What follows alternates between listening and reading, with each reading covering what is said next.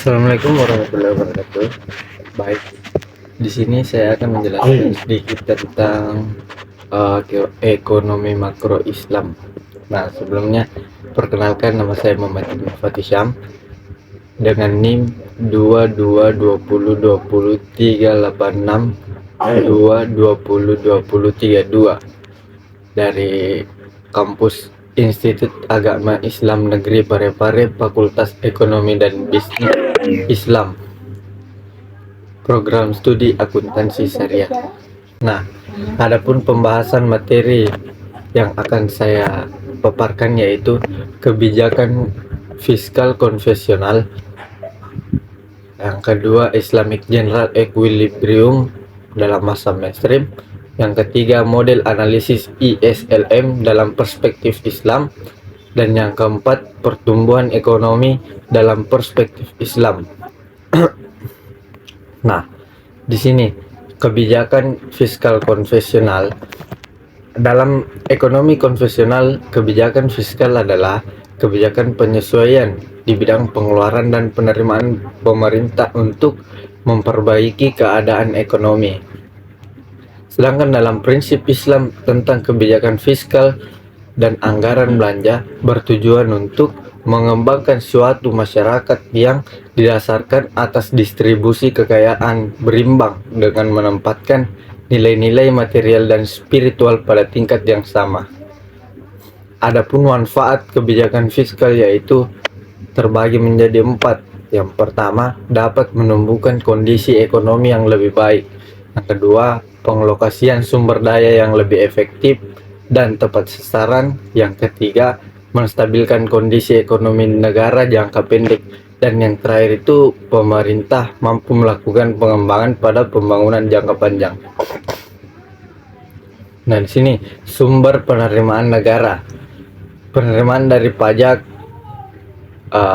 sumber penerimaan negara itu terbagi menjadi 2. Ada yang dari pajak dan non pajak.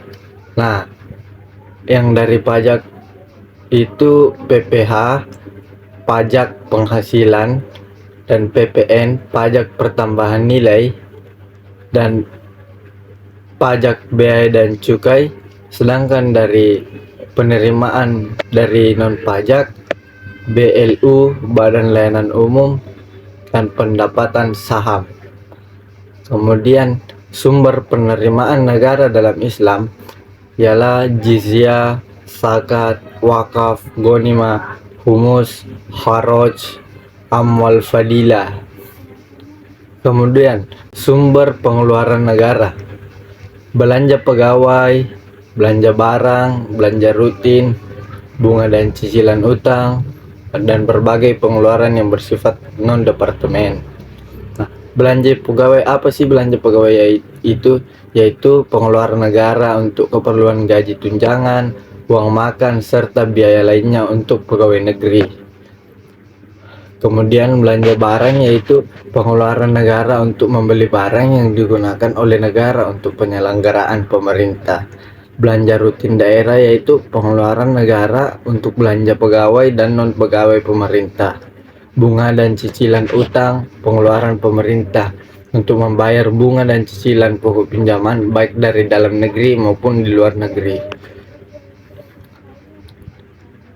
Kemudian kita masuk ke mazhab mainstream, keseimbangan di pasar uang. Dalam perekonomian, bunga keseimbangan permintaan dan penawaran uang akan terjadi pada tingkat bunga tertentu.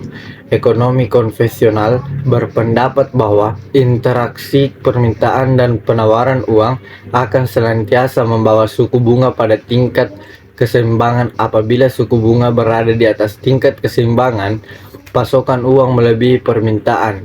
Mekanisme penyesuaian berjalan karena pada tingkat bunga tersebut, opportunity cost memegang uang menjadi terlalu tinggi.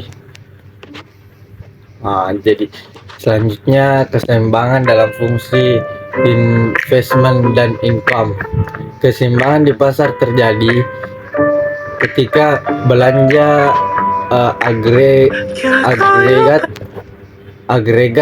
agregat expenditure sama dengan produksi nasional Belanja agregat terdiri dari komponen domestik mencakup konsumsi, investasi, dan belanja pemerintah, dan komponen asing berupa ekspor neto, yakni nilai ekspor dikurangi nilai ekspor dikurangi nilai impor. Nah, dalam perekonomian bunga, interaksi tabungan dan investasi merupakan interaksi permintaan dan penawaran modal dengan bunga sebagai harga. Tingkat bunga akan mengarah pada tingkat di mana terjadi keseimbangan tabungan nasional dan investasi. Kenaikan pendapatan nasional akan meningkatkan nilai tabungan pada berbagai tingkat suku bunga. Akibatnya, terjadi kelebihan pasokan pada tingkat bunga yang berlaku. Nah, kemudian kita akan membahas tentang model analisa ISLM dalam perspektif Islam. Pasar barang dan kurva IS. Pasar barang adalah pasar di mana semua barang dan jasa yang diproduksi oleh suatu negara dan dalam jangka waktu tertentu. Apapun pengertian kurva IS ialah hubungan antara tingkat bunga dan tingkat pendapatan konsisten dengan keseimbangan dalam pasar barang dan pasar barang. Kurva IS dalam perspektif Islam. Model analisa ISLM dalam Islam. Pasar barang dan kurva IS dalam perspektif Islam. Pada sistem ekonomi Islam, bunga tidak diperlukan. Sangat berbeda dengan keseimbangan pasar barang dalam sistem ekonomi konvensional. Hal ini karena sistem bunga dihapus dan digantikan dengan tingkat keuntungan yang diharapkan. Kemudian model analisa ISLM dalam Islam. Pasar uang dan kurva LM. Pasar uang yaitu tempat bertemunya antara permintaan atau kebutuhan masyarakat akan uang, kartal dan giral dengan jumlah uang yaitu uang yang beredar. Kurva LM menyatakan hubungan antara tingkat bunga pendapatan yang muncul di pasar uang. Selanjutnya, model analisa ISLM dalam Islam. Pasar uang dan kurva LM dalam perspektif Islam. Dalam ekonomi, permintaan uang dipengaruhi oleh dua motif, yaitu motif transaksi dan motif berjaga-jaga.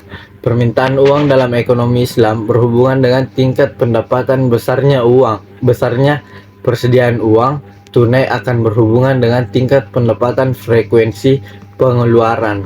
Model analisa ISLM dalam Islam. Keseimbangan di pasar uang dalam ekonomi Islam.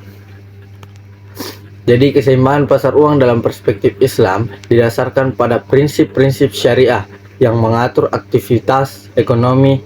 Adapun beberapa prinsip utama dalam mencapai keseimbangan pasar uang dalam konteks ekonomi Islam yaitu terbagi menjadi 5. Yang pertama, haram dan halal, transparansi dan informasi, keadilan dan kesetaraan, pertanggungjawaban etis, dan yang terakhir zakat dan sedekahi.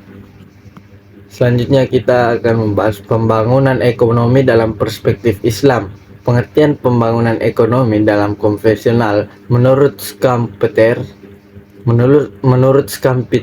Ursula Hicks, dan Andy A. Madison, pembangunan ekonomi adalah pembangunan yang mensyaratkan bahwa kesejahteraan penduduk harus meningkat, dan salah satu ukuran dari peningkatan kesejahteraan tersebut adalah adanya pertumbuhan ekonomi dalam perspektif Islam. Nah, kemudian dalam perspektif Islam, menurut Hanun Zaman adalah ilmu dan aplikasi petunjuk dan aturan syariah yang mencegah ketidakadilan dalam memperoleh dan menggunakan sumber daya material agar memenuhi kebutuhan manusia sehingga dapat menjalankan kewajibannya pada Allah dan masyarakat. Nah, kemudian kita lanjut tujuan pembangunan ekonomi konvensional. Jadi tujuan pembangunan ekonomi konvensional itu terbagi menjadi 3 bagian. Yang pertama itu peningkatan ketersediaan serta perluasan distribusi berbagai macam barang kebutuhan hidup yang pokok, dan yang kedua itu peningkatan standar hidup, tidak hanya peningkatan pendapatan tetapi juga lapangan kerja. perbaikan kualitas pendidikan serta nilai-nilai kultural dan kemanusiaan yang tidak hanya untuk memperbaiki kesejahteraan material, juga untuk menumbuhkan jati diri pribadi dan bangsa. Selanjutnya, perluasan pilihan-pilihan ekonomis sosial dengan membebaskan mereka dari sikap menghamba dan ketergantungan bukan hanya terhadap orang ataupun bangsa lain, tetapi juga terhadap kekuatan yang berpotensi merendahkan nilai-nilai kemanusiaan yang mereka. Selanjutnya, tujuan pembangunan dalam perspektif Islam itu terbagi menjadi 4. Yang pertama, menjamin kebutuhan dasar manusia, dan yang kedua, meningkatkan kapabilitas dan martabat manusia. Yang ketiga, menjamin keberlangsungan kehidupan manusia dalam jangka panjang, dan yang keempat, menumbuhkan dan menjamin spiritualitas. Nah, sekian pemaparan dari saya. Saya pamit undur diri. Terima kasih. Membukukan keuangan sampai balance. Wassalamualaikum warahmatullahi wabarakatuh.